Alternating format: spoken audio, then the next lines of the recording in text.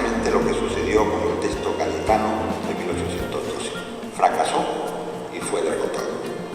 Pero claro, si no hubiera sido así, la independencia de América y la gestación de las relaciones españolas y latinoamericanas, como las conocemos hoy, no se hubieran producido. Las Cortes de Cádiz fueron la solución que se tuvo que emplear, una solución evidentemente de emergencia y con la que no todo el mundo estaba de acuerdo en ese momento, para el grave problema de la disolución de la monarquía prácticamente. La mayor parte de las fuerzas vivas, de las instituciones de la monarquía, dice, bueno, hay que encontrar una fórmula jurídica mediante la cual la monarquía española se reconstituya, y para reconstituirse tenemos que reunirnos para hacer una constitución.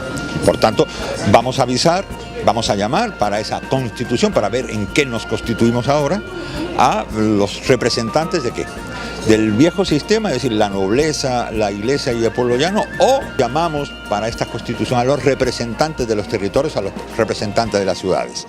Luego de la victoriosa campaña de Napoleón en España, el año 1809 transcurre sin que los mariscales franceses Soult, Ney, Victor, Mansey y Mauvier consiguieran dominar a la resistencia española. Cuando los franceses pasaron Sierra Morena, el duque de Alburquerque, que se encontraba operando por Extremadura, comprendió el peligro que suponía la ocupación de la Baja Andalucía y concluyó que la mejor posibilidad de defensa era mantener libre a la ciudad de Cádiz, para desde ahí, con la unión del ejército a los barcos españoles anclados en la bahía, iniciar acciones defensivas y de acoso al ejército francés. Además, manteniendo libre el puerto de Cádiz, los abastecimientos no podían faltar, ni la unión con América, que se consideraba fundamental para la resistencia. Este es el contexto histórico donde aterriza la novela Cádiz de Galdós.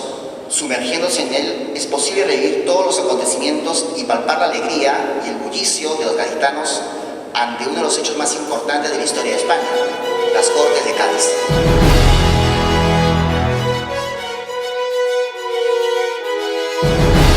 Para América en concreto, las implicaciones fueron grandes. Primero porque se celebraron elecciones, es la primera vez que se celebran elecciones para elegir a estas personas que van a ir a Cádiz, entre comillas, a representar los territorios americanos como parte de la monarquía. Y segundo, porque quiénes eran las personas que podían ser elegidas. Para el Perú sí nos vamos a encontrar una representación importante de las élites blancas urbanas de todas las ciudades, y una representación también importante en la medida que van a votar de los grandes linajes indígenas. Pero en cambio las castas, mulatos, mestizos, quedaban excluidos. Ese fue un problema fundamental para lo que sucedió después, que por tanto estaban dejando fuera a una parte importantísima de la población, a la masa, sobre todo en las ciudades y en los barrios, ¿no?, que enseguida mostraron evidentemente su desacuerdo con los resultados de estas discusiones en Cádiz. El Jurado Nacional de Elecciones, más allá de tener solo una función jurisdiccional, tiene una tarea permanente relacionada con la educación y la formación cívica ciudadana. Estamos en el 2012, un año especial, es el bicentenario de la Constitución de Cádiz. Los arqueólogos hacen hablar a las piedras y los historiadores a los documentos. Y cada registro, en las imágenes, en las medallas, nos permite viajar hasta ese 1808, 1809, 10, 11, estos procesos electorales, los debates para la conversión de súbditos en ciudadanos y todo eso que experimentaron los americanos.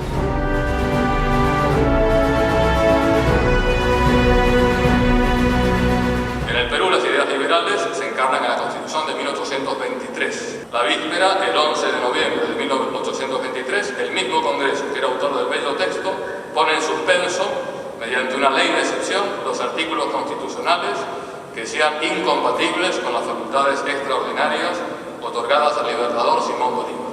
Hubo aquí una premonición sobre el destino que iban a correr nuestras cartas fundamentales. Ensueño y desideratum para los parlamentarios que las delatan, pedazo de papel para los autócratas que las ignoran, campo de batalla donde se libra la disputa interminable entre los hechos y los textos, entre el derecho y la vida, entre la libertad y el orden, entre la fuerza y la razón.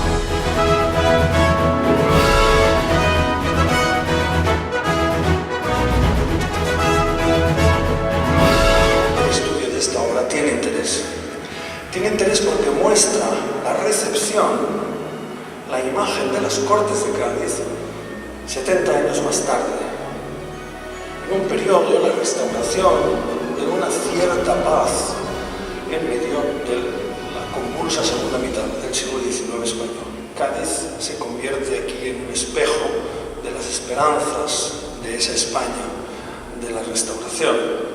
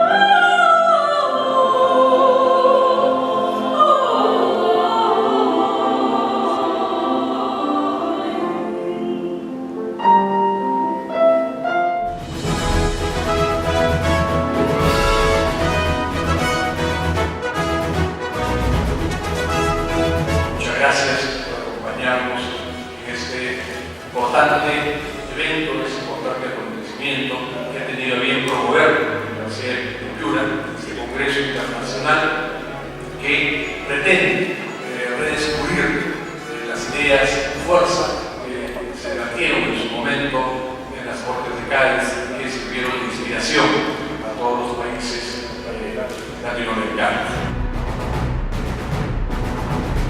¿Qué es lo más interesante en ese tema de la historia de la independencia? Llegar a Piura, no de la independencia, no en batallas, sino en el pronunciamiento de los distintos vecinos.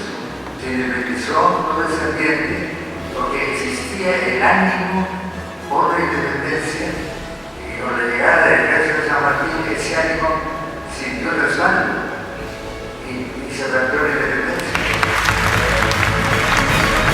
Deseo obviamente que también en América y en España las celebraciones del centenario de las independencias sirvan no solo para revisar, como se hizo en Francia, la propia historia, sino sobre todo para derribar también aquí tantos muros que de una manera quizá menos visible, pero no por ello menos real, siguen dividiendo interna y externamente a nuestros pueblos. El tema de las Cortes de Cádiz se ve hoy como un tema interesante para la investigación y como un elemento interesante también en la formación de la independencia, ¿no?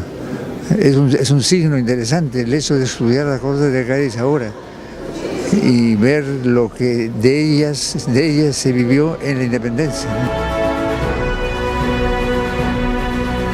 Qué mejor, creo yo, que en el Congreso de la República, en este caso, en la Cámara Alta, en la Cámara de Senadores, que clausura esta extraordinaria iniciativa como es el Congreso que está organizando la Universidad de Piura. Y por lo demás, ¿por qué apoyamos? Pues reitero, porque formo parte de la Universidad de Piura, porque estoy orgulloso de ser de la Universidad de Piura y porque tengo pues el encargo ahora de defender lo que en aulas hemos aprendido en la universidad.